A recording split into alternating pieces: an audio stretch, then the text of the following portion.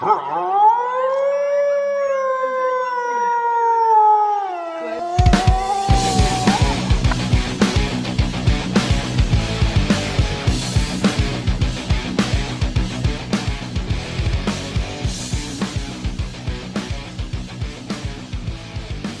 I don't look creepy at all in this lighting. Nice. Oh god, because it's like, I don't know, it's like 9 p.m. already here. There's a 6-hour difference, right? So because you're in Boston right now, or where are you right now?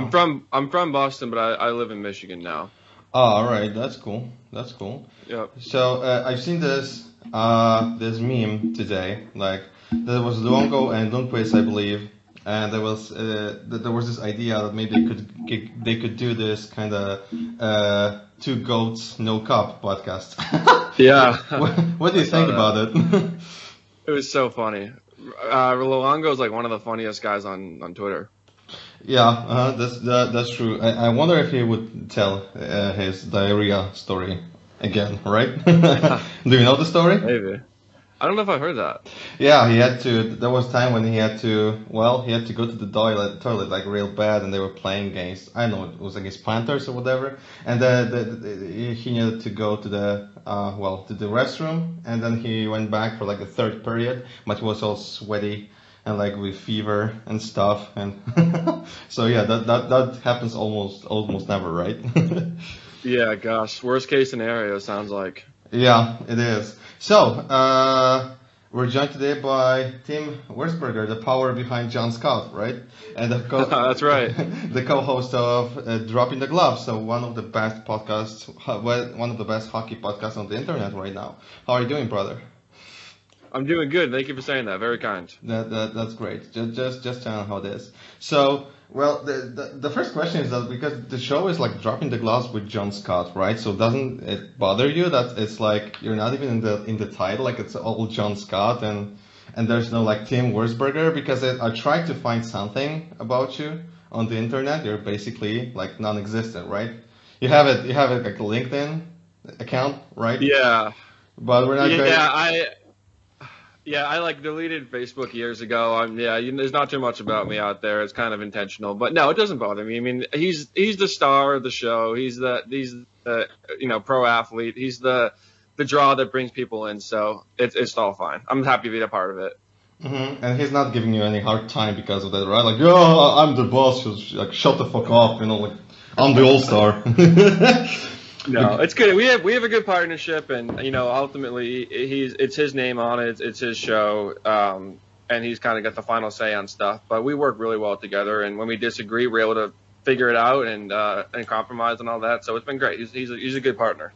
Is he a guy that, because I've been listening to your podcast a lot. I'm a huge fan, and it seems to me like John Scott is the kind of guy that doesn't really compromise. Is that true? He's like fuck it all kind of guy. Is that true? No. I mean, I don't know. I think his wife Danielle has trained him pretty well, where he knows how to compromise. I think he's probably a little bit stubborn by nature, but like I said, like if there's times where we disagree on something, or like I want to take the show in a specific direction or try something out, and he's usually like, I don't know, and then I just kind of make my pitch and convince him, and he's like, all right, well, yeah, we'll give it a try. So he's not like, he might be a little stubborn, but he's not like unbudging or anything like that. Yeah, sure, cool. And okay, we're gonna get back to that in a while, I guess, because that's an interesting topic. But tonight I'm talking to you. So how? Because well, it's basically almost impossible to find anything about you on the internet. So, and you actually, I don't think you ever said that. Like, what's your favorite team? I guess that's the Bruins, right? No, you said that a couple of times. Sorry, you said that a couple of times. The Bruins are your team. But how did you become like a hockey fan? Like, why not? I mean, it's exotic enough here in Poland, but you have like baseball, NASCAR, golf, whatever, like you even have like mobile phone throwing contests, right? So out of all of this, like how did you come across hockey? Yeah, so I grew up in the south of Boston, about half hour south of the city. So hockey was huge in New England growing up, and all my buddies played, and I don't remember exactly when I first started playing, 5, 6 years old, something like that. my parents weren't big hockey people. This is all brand new to them. They didn't have any equipment. They didn't have any stuff they could teach me. But they totally supported it. And I played kind of my whole life because of that. It wasn't until probably a little bit later, like middle school, high school age, where I really got into the Bruins and the news and like, you know, being keyed into what's going on in the NHL and that world. It was mostly just the love of the game and just playing in my neighborhood, playing with my buddies on the ice. And and once I started, I never stopped. That's cool. So did you ever have a chance to like turn pro or something? Oh, no. I was just, I played in a hockey team in college. And that was a lot of fun.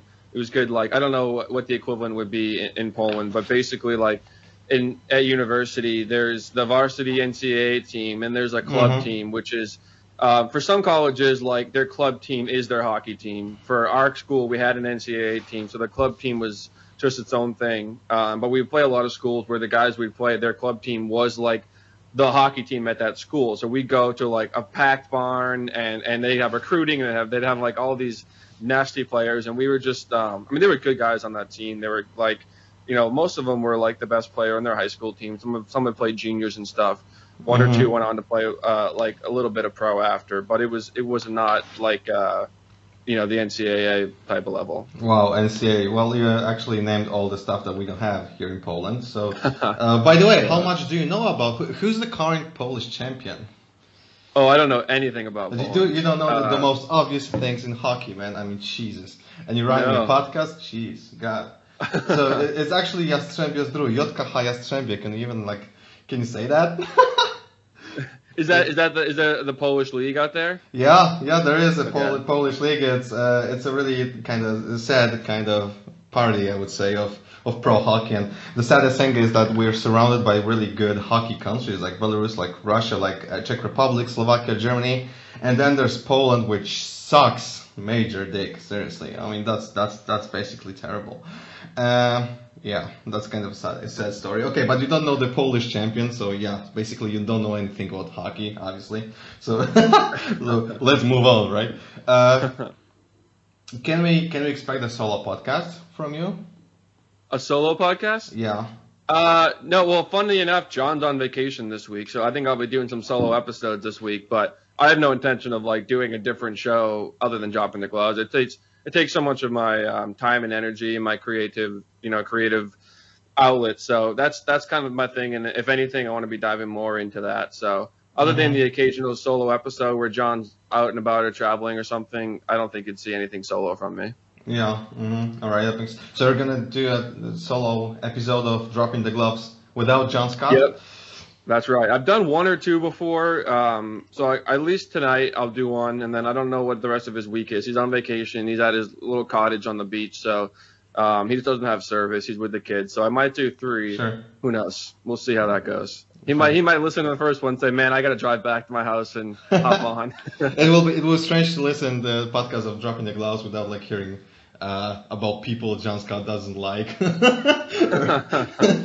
Yeah, but seriously, I really like the show. Actually, it's a pretty cool thing that John is actually kind of he really tells it like it is, right? And I think people appreciate the honesty, right? Yeah, the thing is too is like what you see on the show is who he is. He's not putting on like a shtick. He's not some persona that he's acting like on the pod where as soon as we hit record, things different. Like that's exactly who he is. And sometimes he make these like outlandish claims where people think he's just saying stuff to get clicks or views or downloads or whatever. And he's not, because he's not really that plugged into that stuff. Like I manage the social media and the numbers and I like report it back to him, but he's not doing that and then checking his phone to see what goes viral. Like he just really believes this stuff. So it's good, and it's nice, like you said, he doesn't hold back. He tells it like it is, and some people love it, some people hate it, but enough people like it to listen every week, so that's good enough for us. Yeah, yes, sir. All right, so we're going to get back to that, but okay, so first we have to, I'll try not to cover any of the stuff that you guys are covering, which is going to be, and that's going to be really, really difficult because you guys basically talk about a whole lot of stuff, right? So I always try not to talk about stuff that my guests usually talk about. So for example, I don't know if you listened to that episode, but I sent you that beforehand. There's Gilbert Brulé, episode, and I tried not to talk about him meeting Bono from U2 or whatever, and that's the kind of stuff I'm trying to do. So, but it's a pretty it's really cool that I get the chance to ask an American that. So, what do you think about today's NHL, and like what would you change, or what would you bring back, or what would you remove from today's game? I mean, we bring a lot of players on the show. We ask them similar questions, and they all say the same thing. They say it's the fastest it's ever been. Like the way these guys are flying up and down the ice. It's stuck for. I think it's from a couple things. One is that like kids in the last 20 years have started younger and gone harder, have committed themselves to hockey more than like any point in history. So like you have kids year round committing themselves, getting better, training, eating right, all that stuff, and that's the other side of it. Is like. Even John retired he retired 5 years ago, and then he came into the league about 15 years ago, and they were guys still smoking, they were guys eating cheeseburgers after the game, like that kind of stuff, drinking beers. Now they don't. Like if you've listened to the show, you've heard them say that they're like it's protein shakes, it's salads, it's it's just like chicken and beef and rice, and like nothing unhealthy goes into their bodies.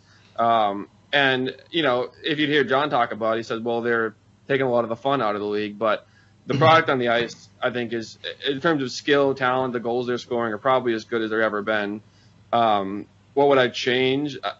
I don't want to change that necessarily, but I think what's going to happen, I think it's already starting to happen. They've weeded the fighters out of the game, the enforcers, the guys, the guys like John, and I think what's going to happen is the speed of the game with no one else out there to be the sheriff, so to say, or police the other players, when there's no repercussion for hurting someone or taking that extra chance other than a penalty, where guys aren't actually afraid. Because that's what happened. Guys would behave better on the ice because Larocque's on the other team, or Brian McGrattan, or Colton Orr, and all of a sudden I'm going to be on my best behavior tonight, right? Because I know what's going to happen if I cross that line.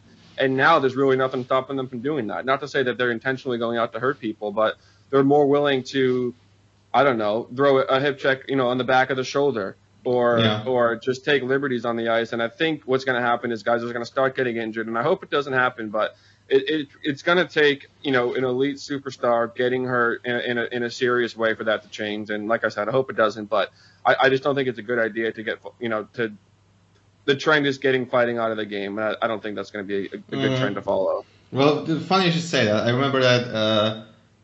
I can't remember what I read about this. Maybe I saw this, but I think at some point Al Ifredi admitted that he used to smoke a pack of cigarettes in between periods, like the whole pack. I don't know if you remember the guy, but the last Polish player in the NHL was Mariusz Czerkawski and Krzysztof Oliwa. There was two guys. I don't know if you're familiar with the names because they finished like 2004 maybe.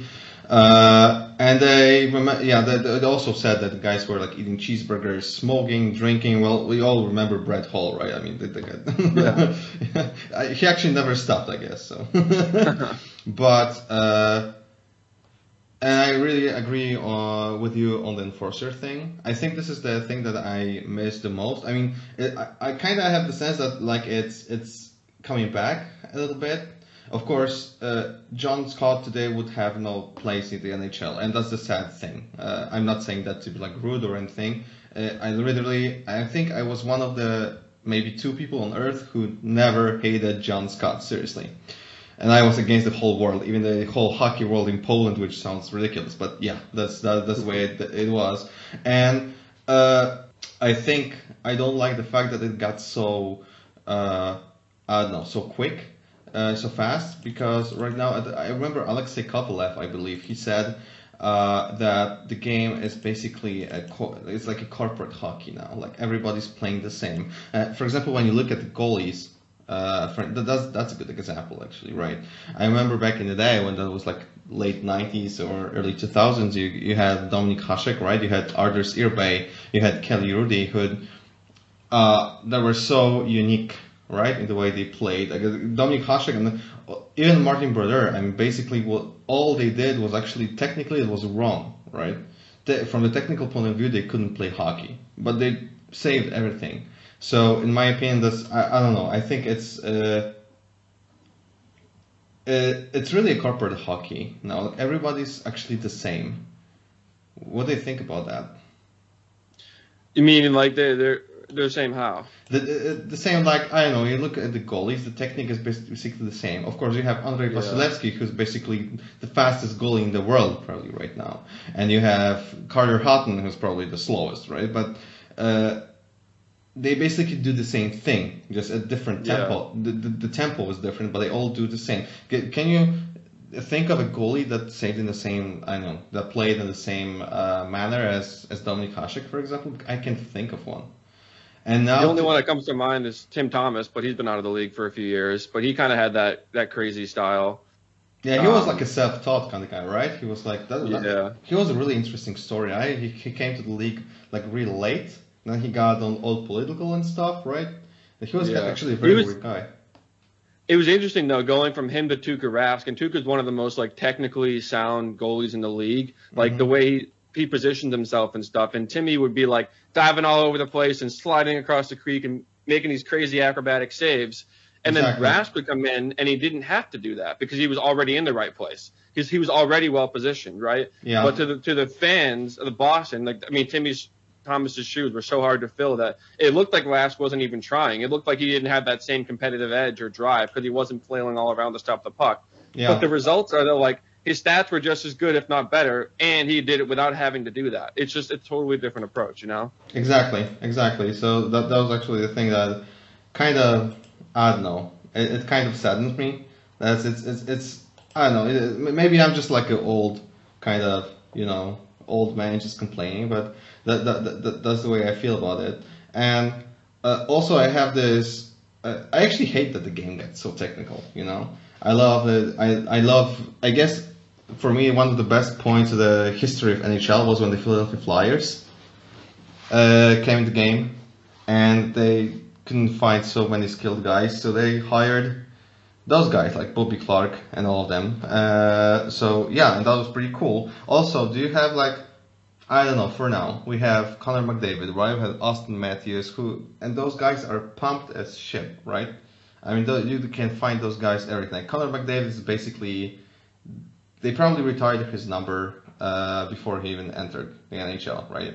And to me, I don't know, correct me if I'm wrong, but to me, those guys are really just like sometimes they're just really like little spoiled shits, you know? Like Austin Matthews is not really that competitive.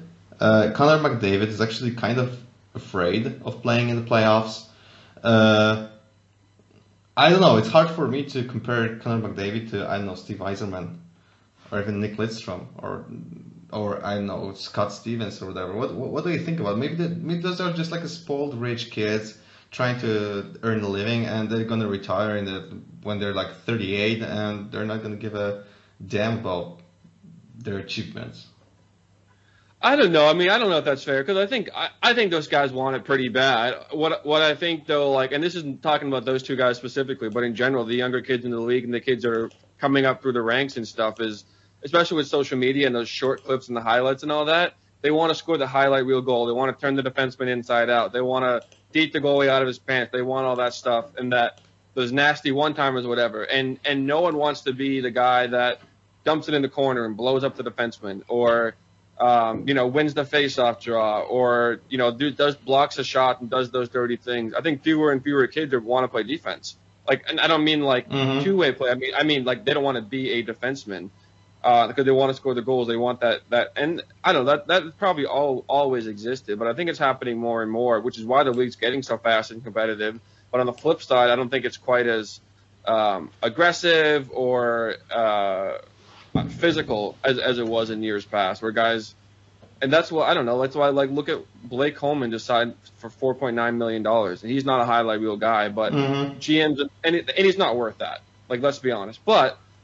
That's what it takes to get sign a guy who just, won the cup. But he's a guy that GMs know will do those things. He'll block shots. He'll dump the puck in the corner. He's not looking to score those beautiful goals. He wants the greasy goal and he wants to fight someone. And I think the more of those guys we can get in the league, the better. Even if it means the product's maybe a little slower, I think the hockey purists will enjoy that more.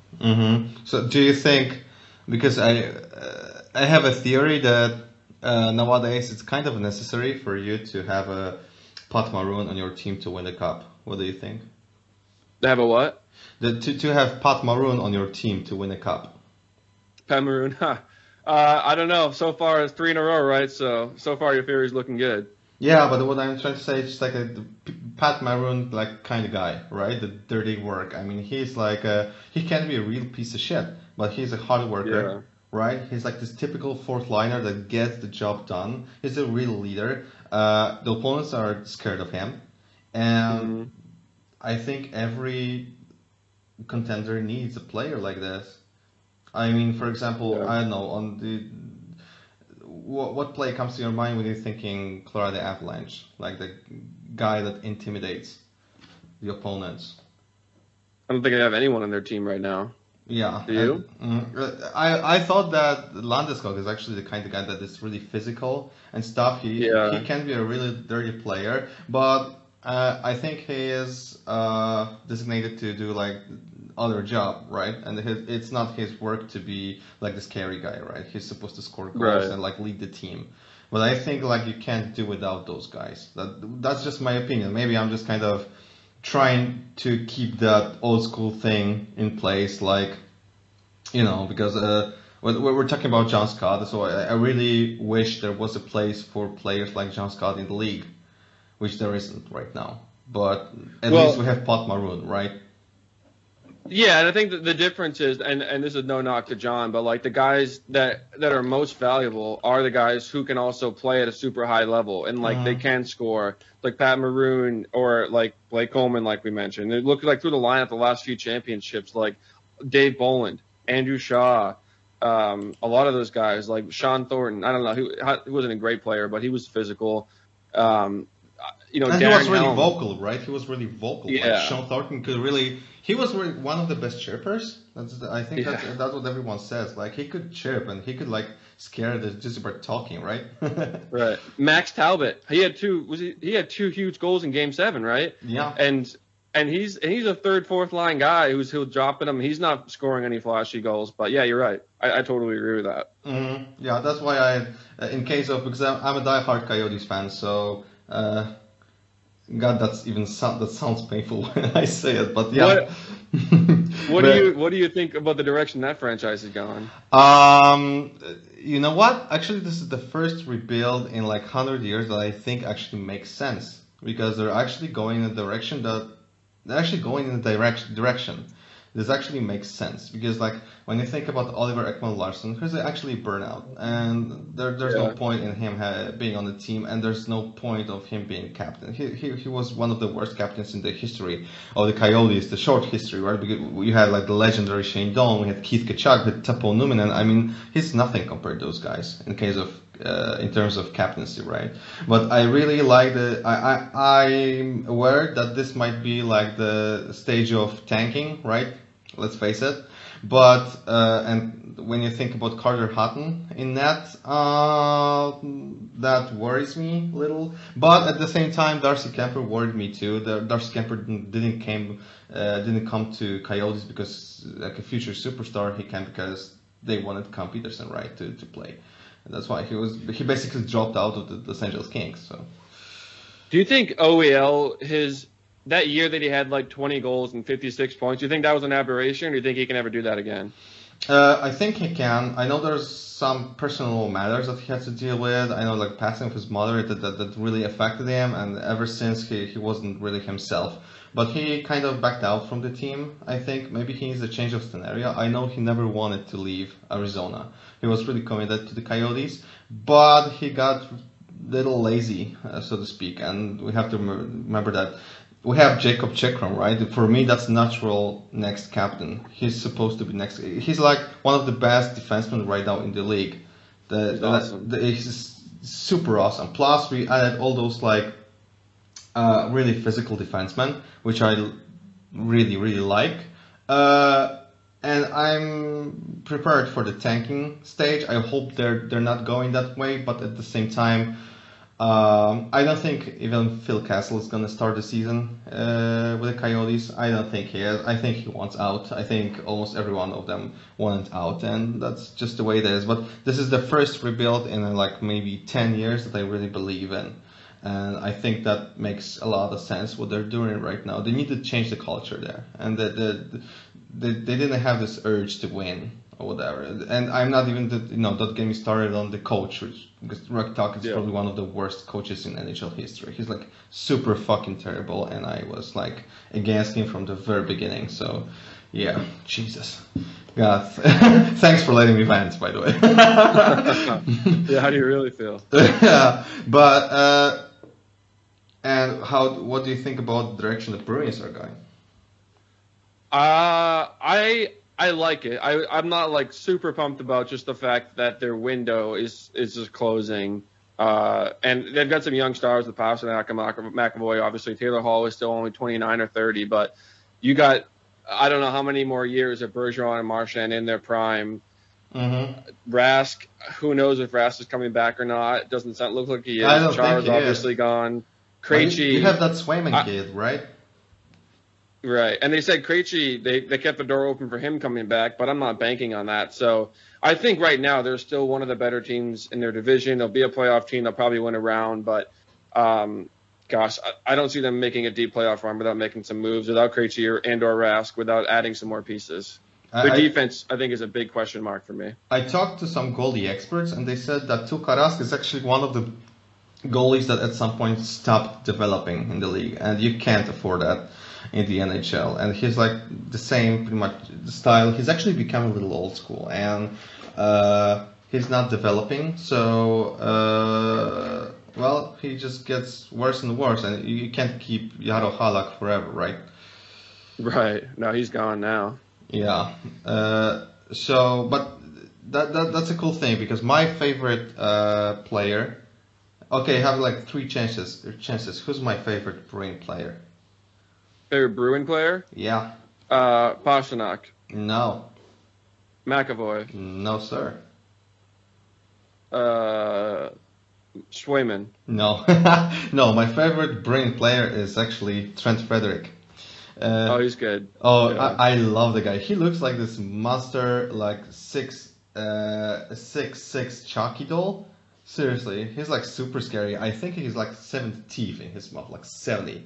He's like, I don't know, the guy looks really scary. He's like a child in a giant body. I mean, the guy scares me literally. And seriously, I'm one of these guys that watch Bruins for Trent Frederick. So I basically sometimes watch 4 or 5 minutes of the Bruin game, because that's how much ice time he gets, right? Sometimes I watch Rangers for Brendan Lemieux. Or I even watch San Jose Sharks from Curtis Gabriel. And what do you think about those guys? I mean, so we're talking about Bruins, like Trent Frederick. How helpful is he for the team? Because he's basically, he's not a playmaker, right? He's basically faces any ice time, and he basically fights, and he's actually dirty. They're not as not to offend them, but like, I don't know, Frederick or Lemieux or those not like those. Well, these guys are not like the smartest hockey players in the world, right? But there's something I love about them. I can't help it. I think Frederick. I think he should get a roster spot this year. They signed him to a one-way deal, so hopefully that's their intention. And they've got, I think their bottom six is going to be completely revamped. I think other than Charlie Coyle, maybe DeBrusk, see what they do with him. The bottom six is going to look totally different, and I hope Frederick's a part of that. I wanted him in the lineup last year. I think we could have used him in that series against the Islanders. For what exactly? What you're talking about, the physicality, the grit that he brings, the sandpaper, and I think that the Bruins got pushed around by those guys, especially like he would have been so good to match up against that identity line that the Islanders had, and like the players you're talking about, Brendan Lemieux, I don't think he fights well. He's probably a better player than Gabriel, but Gabriel goes against the heavies. But honestly, so does Frederick. He's like, he wants Tom Wilson. He'll fight anyone in the league. So yeah, I hope he's a mainstay on that fourth line, whether it's center or wing. I think probably wing. I think I'm going to start with Lazar there. But I like him a lot, and I hopefully surprises some people with his game. He's not just a fighter; he's got some scoring ability too. That's true. Well, speaking of Curtis Gabriel, what's your stand on him? Because I know John Scott doesn't like him really much. Well, yeah, he really doesn't like him, but still, it was pretty cool that Curtis Gabriel can appear on the show. That he knows that one of the hosts don't like him, and he still faces that. So that's I respect that. But what's your opinion on Curtis Gabriel? Well, I think John's beef with him was more just about what he was doing on the ice and nothing against the man personally. And I obviously never talked to him except for that one time he came on the show. I think even though I might roll my eyes at it and be like, look at this guy, what's he doing? Like, why is he doing this stuff on the ice? I put myself in his shoes and I'm like, if I'm not going to make it to the NHL on skill alone, I got to find some other way to stand out. And to him, that's what he's doing. Like, he's getting his name talked about. He's fighting heavies like Reeves and then whoever other guy. I think he fought McDermott on the Kings. Mm-hmm. Like, he's doing whatever he can. And he's kind of putting on a little bit of a show, but he's getting the attention. And for a guy who's only played like 8 NHL games, he's a household name in this league for a lot of reasons. And that antics and that fighting and then his social media presence as well. So, yeah, I respect the hustle. I expect someone who sees an opportunity for himself and will do whatever it takes to get in there. Even if, like I said, some of the optics of that kind of like, what's he doing out there? But I don't know. He's doing what he thinks he needs to do to make himself a name in this league and earn a roster spot, and who can knock him for that? I think it's a pretty cool thing that he's very much aware of the fact that he's not a really skilled guy. He's not gonna like score a lot of goals. He's not gonna make his way, I don't know, in NHL like scoring goals or I don't know, taking second apples even or something. And he's just trying to fight his way to the NHL, right? But yeah. I think he's getting less and less minutes, right? He's playing less and less for now. And he went to Toronto, right? Right now he's in Toronto, right? He's in Toronto. But even the fact that down the stretch the Sharks were out of the playoff hunt and he still wasn't playing, which showed a lot about what they thought about what he brought on the ice. Mm-hmm. Yeah, that's true. So that's actually kind of a sad thing for me. I think sometimes he's too political for my taste. But yeah, I like the players that like to put on a show, right? That's pretty cool. Yeah, exactly. All right, I wanted to because there's one thing that bugs me about your show is you guys never talk about the Coyotes, like never.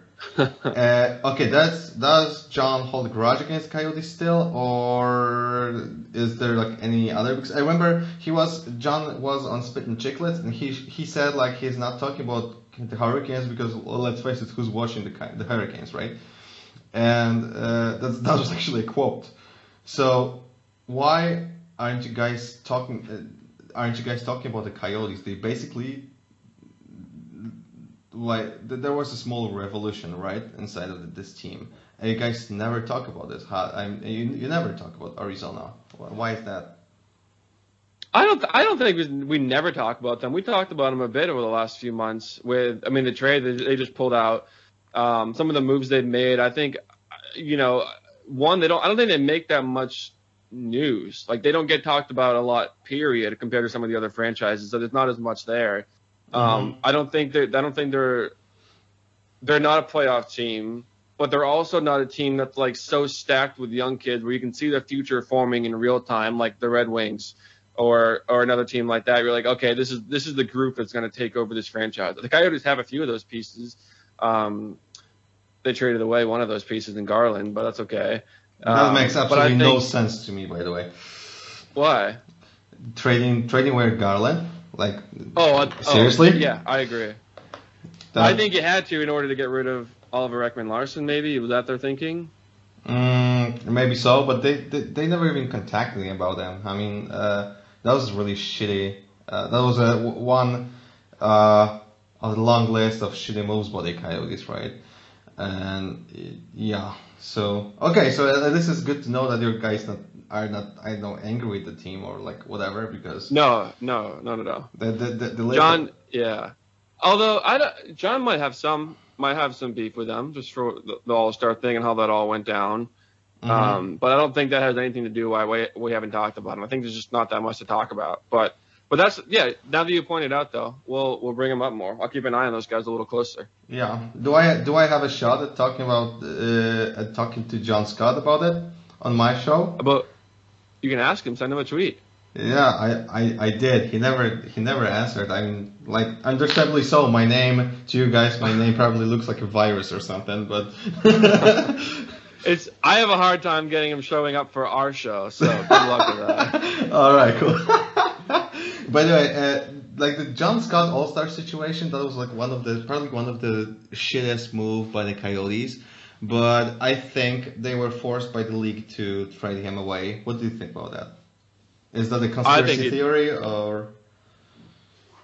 Yeah, and this is coming not from any conversation I've had with him, but just from what I've read online and his players' articles and the book that he wrote. But I think the league probably forced their hand and made the trade. And I think, I don't know if it was over the phone or in person, but the GM told John it was a hockey move, and it absolutely was not. So it was so transparent. And it was too bad that they couldn't at least own up to it, at least in private with him. You know, it was one thing to make a public statement, but hey, John, like, sorry, you know, my hands are tied, and he just didn't do that. He said what he said. So, I think probably that's the way it went down. But who's really going to know? I don't think John even really knows what happened behind the closed doors with Bettman and Daly and Campbell and all the other guys involved up there. Yeah, that's true, and that was a really sad thing because like that would probably be a really cool PR thing for the Coyotes, right? To have like John Scott, the All-Star captain of the Coyotes, and like they were scared that like it's gonna be like a freak show or something. It turned out to be one of the best All-Star games ever, right? Because like All-Star games usually bored me to death. I never watched them. Yeah. And the one with John Scott was actually so fun. It was actually so fun to watch, and that was actually like people's choice, right? Mm-hmm. I think it was one of the best moments in sports history, truly. Like it was awesome, and it was just so cool. And then, yeah, obviously he's made a career after hockey out of that. So yeah, I guess it's a win-win now. I showed that video, like John Scott All-Star game video to my girlfriend. She almost never watches hockey, and that actually put her to tears. She was actually really moved by that, and she said, "Wow, I love the guy. I wish him all the best." Blah blah blah, and that was like this Cinderella kind of story, right? It totally was. That was super cool. All right, one thing you probably guys already talked about that, but maybe not. Hopefully, maybe not. So like NHL ads. So the ads go on jerseys, right? Yeah. I'm never buying an NHL jersey with an ad on it. What do you think? No. I understand like the financial positives for the league that come out of this, and maybe it trickles down into like the players getting more money or the ticket prices coming down because they're offsetting the revenue. Like that's sort of like the positive spin people are trying to put on it, and maybe they're right, but I think it's just the latest in a series of money grabs by the league, partially due to COVID, but partially due to the fact that when it comes down to it, these owners and the league head office, they're about making money more than anything else.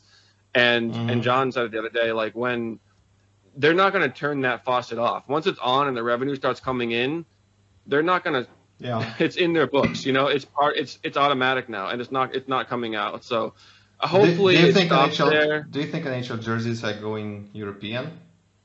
I can't see it ever being that bad. I just can't. But I don't know. I don't think we're done. I think there's more coming. I think the pants at some point, more stuff on the ice or in the rink or the boards, whatever. But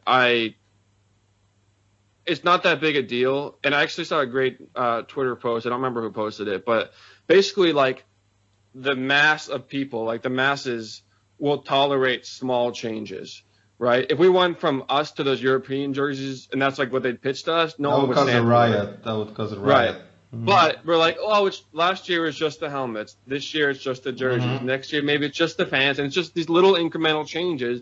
You look back in a decade, and all of a sudden, how did we get here? How did we allow this? And I think that's probably what's going on. Mm-hmm. I don't know. I don't know if you saw that picture I sent you. That was actually Frölunda Indians. That's a Swedish team, team. That's a thing that the most hideous jerseys in Europe probably. Basically the advertising is so terrible on those jerseys. These are Indians, so there's this Indian head, but you can barely see it out of all those advertising. But also most people don't know that NHL's had those McDonald's logos on training jerseys, right, for quite some time now. They've been training with McDonald's, right? They were practicing with McDonald's on the practice jerseys. Yeah. Yeah, I think most people don't know that. That was probably this little small change that under the radar kind of thing. But I think you're right.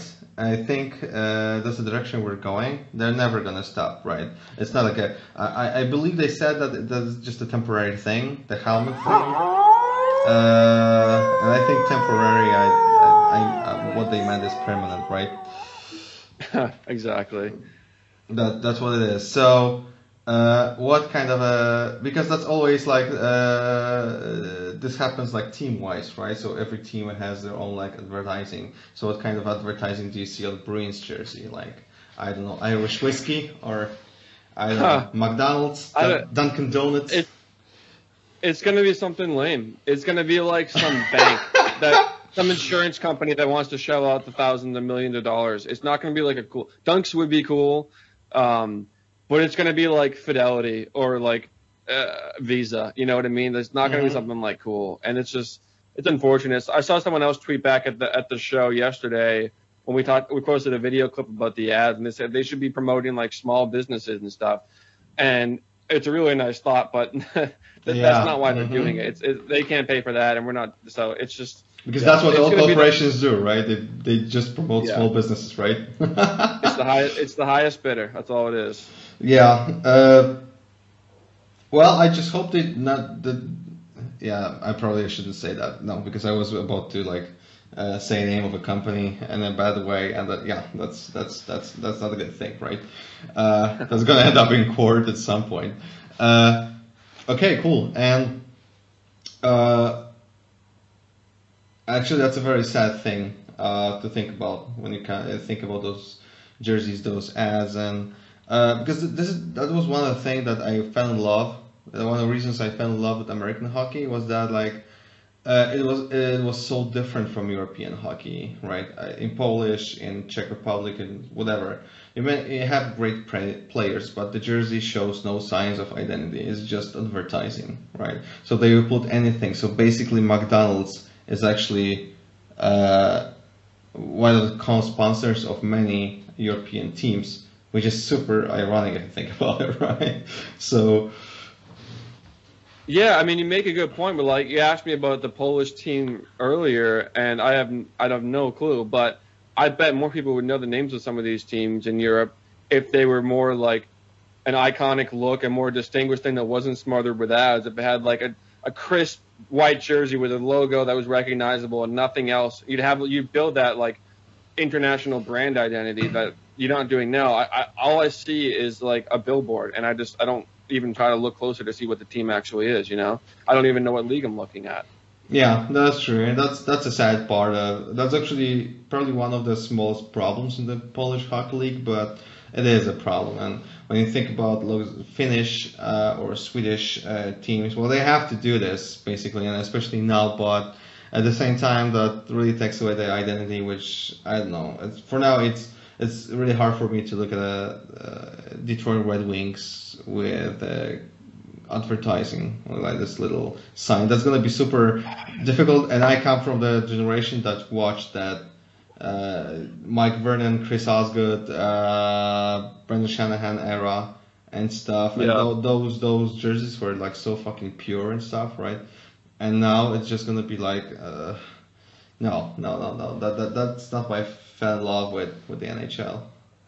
Well, think about like the visual of like Ovechkin breaking Gretzky's record covered with logos, or like Sidney Crosby's retirement, you know, or like McKinnon winning his first cup, and all these special moments that we have waiting for us in the next few years that are just going to be like that's the image that's going to be hanging up in the Hockey Hall of Fame, and it's going to say like Discover Card. You know what I mean? Like it's so disappointing.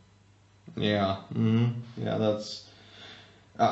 I'm kind of afraid that like in the 5 or 10 years, probably we're gonna, after they win a cup or win a game, whatever, they're gonna have to say some corporate motto to the microphone or whatever. I don't know, after a goal, after one game or something, they're gonna say, I don't know, I'm loving it or something. But it sounds ridiculous now, but yeah. You see that a little bit now, especially in the regional broadcast. Like Nesson is the sports network in Boston, New England, and they'll say like, "Oh, here's the Bruins power play brought to you by Dunkin' Donuts" or something like that. But it's not on the level that we're talking about here, and hopefully it doesn't get much bigger than that. Yeah, I'm kind of pessimist on that, so I think, yeah. All right, let's move on because there's like a couple of things I wanted to talk to you about, and one of them is Henrik Lundqvist, right? So he's retiring, and that's pretty unpopular opinion, but I thinking Henrik Lundqvist is actually the Prince of New York, because the King of New York actually retired 2 decades ago. And of course, I'm talking about Mike Richter. So what do you think about that? I mean, with all due respect, of course, like Lundqvist is one of the best goalies probably in the history, but he's crownless, and Mike Richter was not crownless, right? He brought the title to New York. So in my opinion, he's the prince, he's not the king. What do you think? Yeah, see, Mike Richter was just like, I was just a little kid when he was playing, and I'm just not as well versed on NHL history as you seem to be. I did see a tweet from, someone this morning in New York saying like, anyone who says Lundqvist is not as good as Richter because he didn't win a cup and Richter did is simply not watching the games or not paying attention. So that person is someone you should probably have a good argument with, because you sound like you know that stuff a little bit better, but. I mean, it's just too bad. I think about Hank and Price and Luongo right there too. Like 3 of the best goalies of our lifetimes and 3 of the best goalies in the history of the league. To knock on wood, hopefully Price gets his, but the fact that the first 2 didn't is just too bad. I feel sorry for him. Well, I don't see Price winning the Stanley Cup, at least not with the Canadiens. So that was really funny to me. Like some people thought that the Canadiens can actually win a single game against the Lightning, and I like the underdogs. God knows, I've been cheering for the underdogs my entire life, but I don't see that happening with Price. I think Price is gonna go to that, join the whole no club goats, right? No cup goats club. So that's what I'm thinking. So.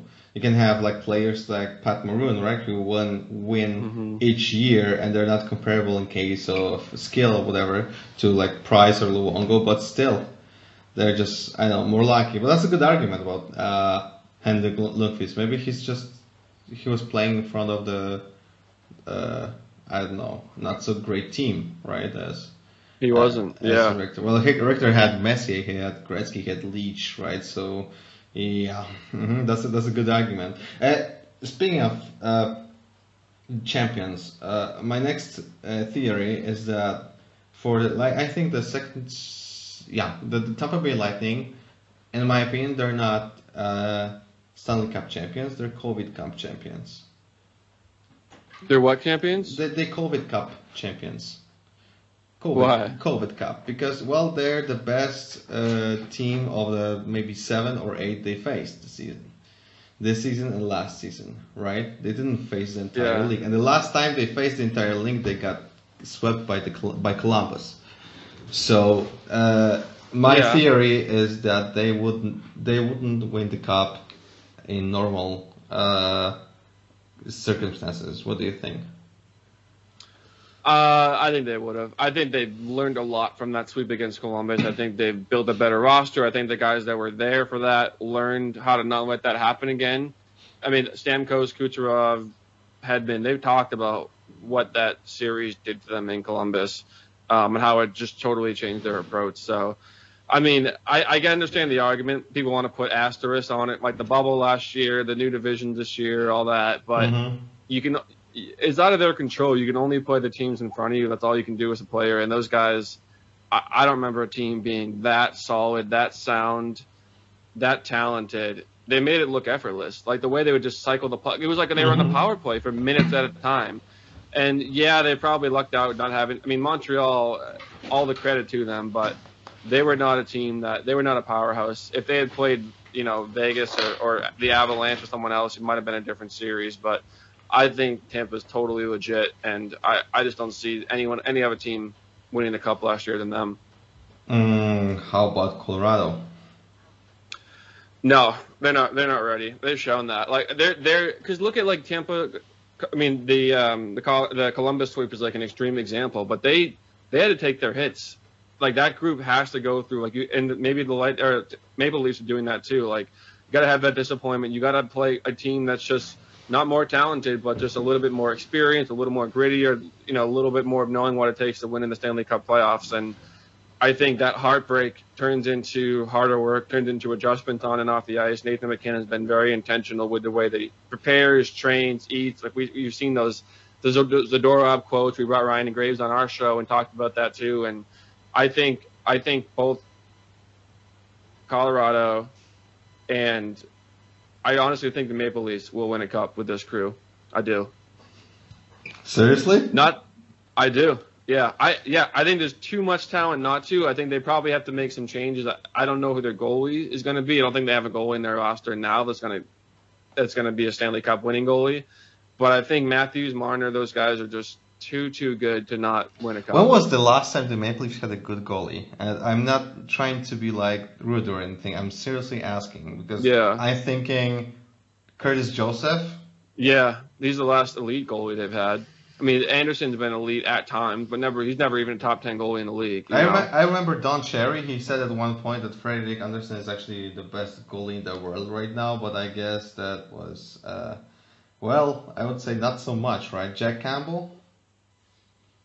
Yeah, I don't know. They got some things to figure out, but I just think, gosh, I mean, as a Bruins fan and as like an impartial observer, it's a lot of fun when they keep the fact that they had the season that they had and then lost in the first round to a team that barely made it into the playoffs and like their division rivals. It's just absolutely incredible. It was an incredible storyline, entertainment. It brought me so much joy, but gosh, I gotta believe at some point they cross that threshold and at least go on a different run, like a deeper run, win a series or two, and then get a little bit more taste for how to take it all. I'm a terrible kind of person. I'm a terrible kind of fan because I always enjoy the most pumped teams like get eliminated very soon. Yeah. Like seriously, because I always hated even I don't know, a decade or so ago, probably more now. I remember Sidney Crosby, he was so pumped. He was said to be the future Gretzky and stuff, blah blah blah. And I already thought that he was a kind of spoiled kid with tons of money and shit. Right now, we all know that's not true. He actually can be a really tough guy. Right now, that's my argument regarding Austin Matthews, for example. I think that's a spoiled rich guy. He's not winning the cup. That's just my opinion. But it's always fun to me to watch the games that the teams like NHL pump so much get eliminated. Am I a terrible person for thinking like that? Let me tell you a good story, too. I have a buddy of mine who I work with now at this new job I started earlier this year. His dad was an executive for the Washington Capitals for 20 years. So it was legit, it was him, who was their owner, Ted Leonsis. He was his number two, basically. And he ran from not hockey operations, but the business operations. Anyway. But so my buddy grew up with the team. He's been to all these parties. He got the party with the cup. He was in the room when they won it. Had some great stories, and he knows stuff.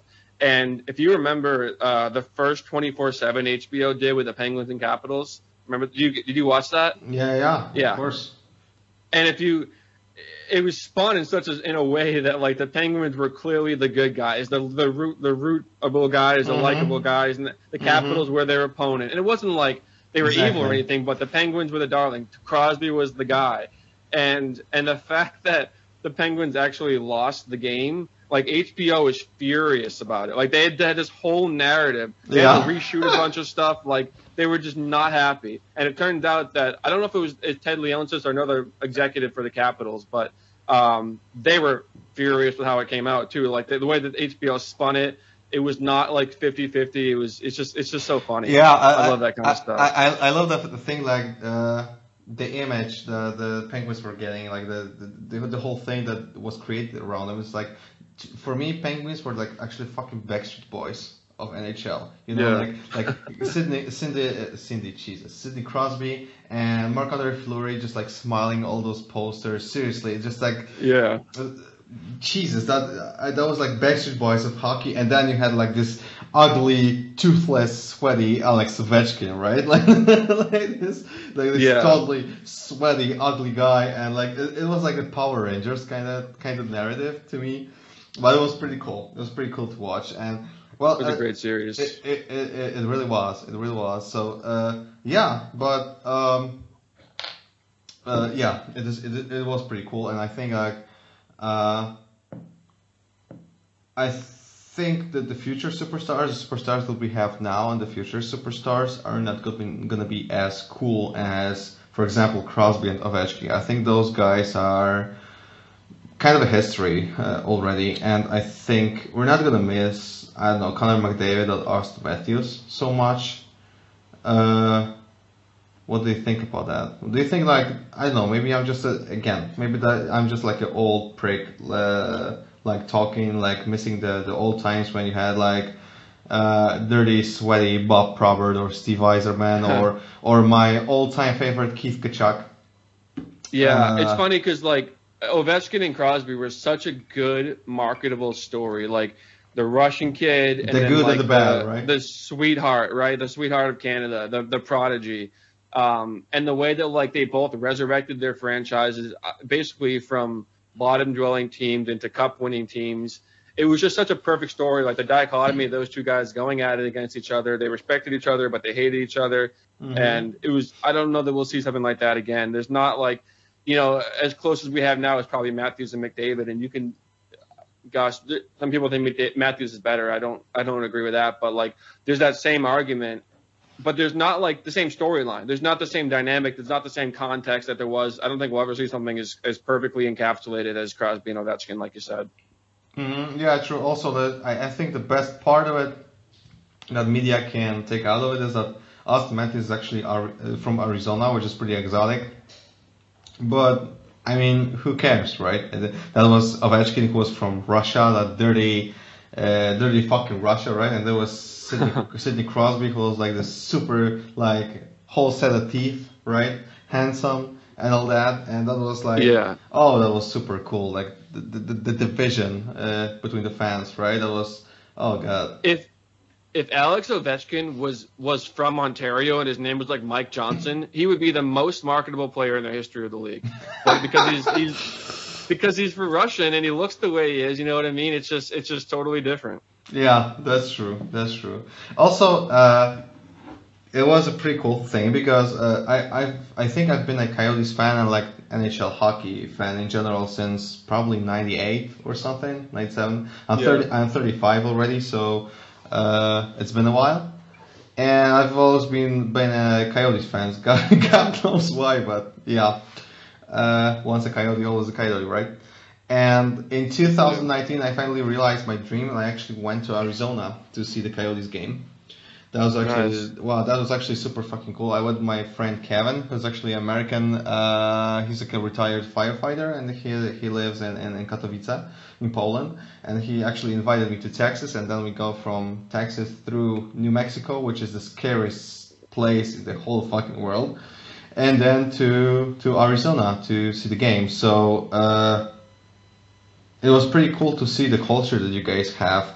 I don't know how surprising it is for you guys, but for example, in Poland, we couldn't have like people in 3 or 4 different like team jerseys in one arena, in one building. What do you mean? That will end up in a fight, in a massacre, basically. Oh. I remember I was waiting in line to the toilet, and there was like a guy that was tapping me, and he was wearing a Sharks jersey. That was in Glendale Arena, in Gila River Arena, and he said, "Yeah, you guys suck." And I said, no, you guys suck. And that was the scariest part in this whole thing. And then he bought me a beer and we talked. And there was like guys in Kings jerseys, Dogs jerseys, blah, blah, blah. And that was like the coolest thing on earth. Here in Poland, if you have like a different jersey. I remember my friend Kevin, American, actually, he lives in Katowice. And we have the city near Katowice is called Sosnowiec. And if you have a jersey with Sosnowiec on the chest and you show your face in Katowice, you're gonna have some major trouble. You're gonna end up getting beat up real good.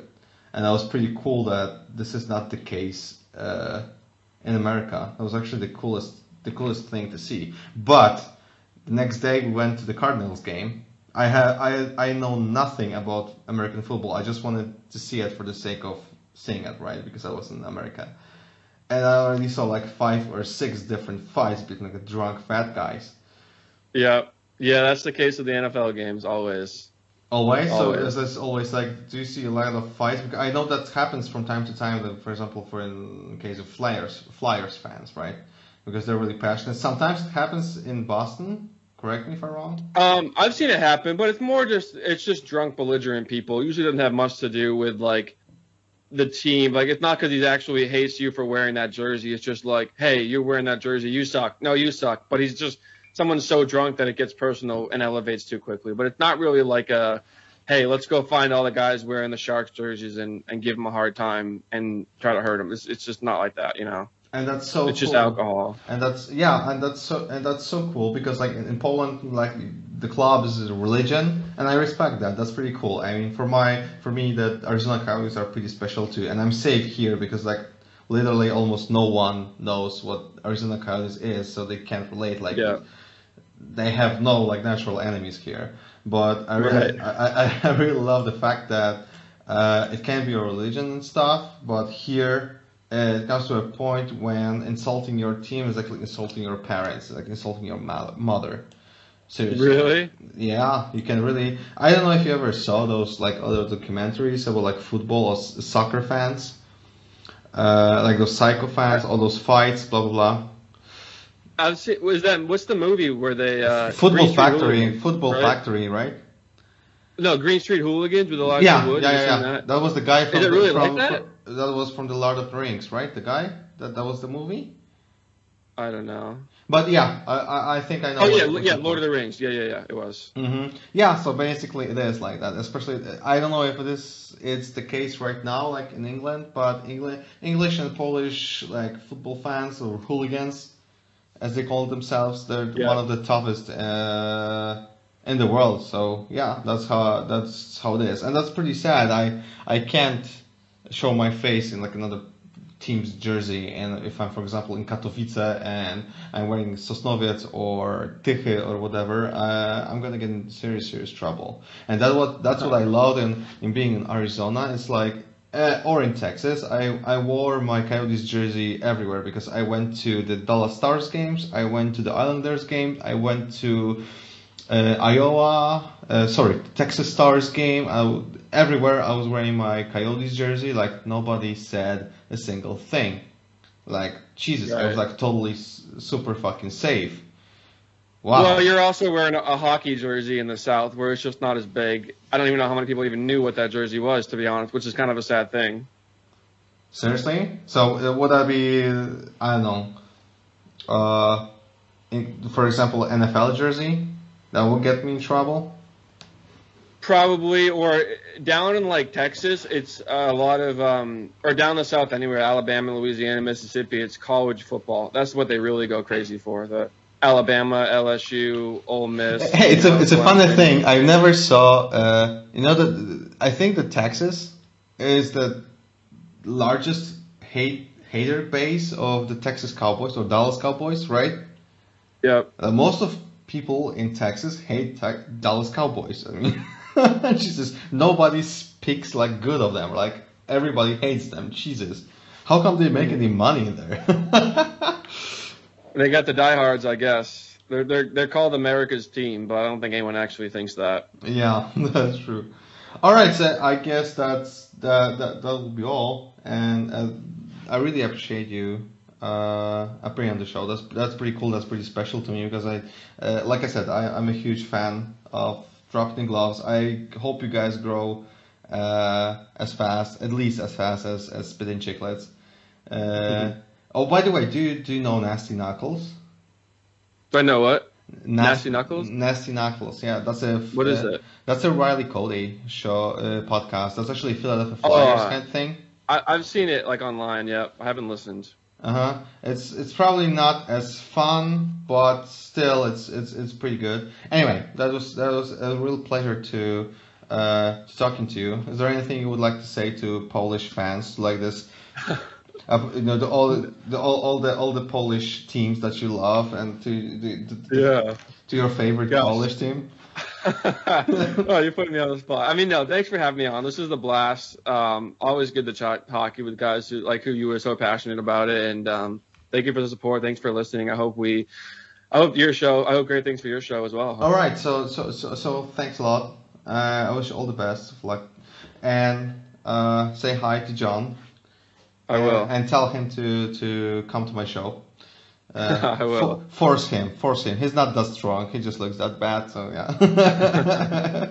Yeah. All right. All right. Take care, buddy. Yeah.